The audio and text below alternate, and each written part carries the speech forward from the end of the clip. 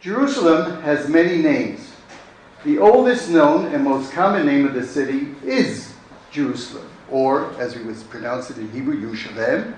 It goes back, it's documented already in the 19th and 18th centuries BCE. Where? In Egyptian, where it is found in what's called the execration texts, in hieroglyphics. And they list the names mostly of cities found in Canaan who were under the rule of the Egyptians of the 12th dynasty. What is the earliest biblical reference to Jerusalem? And here we look at the book of Genesis. And there we find the story of Melchizedek. Melchizedek is depicted as the king of Salem, the king of Shalem.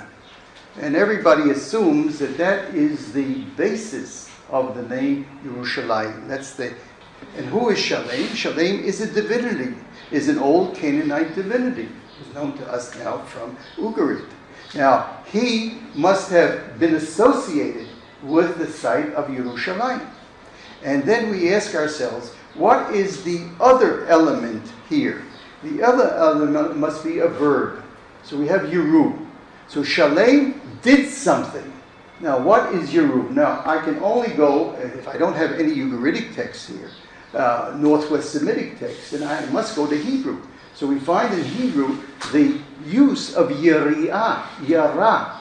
Yara means to throw. Now, generally in our language, but it also means to set the stone, to throw the stone, to set the stone.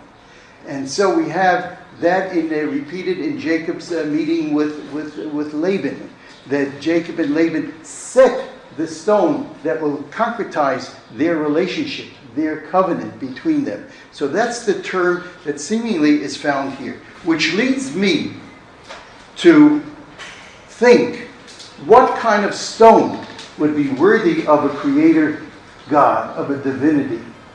And the only thing I can think of is the foundation stone of the world.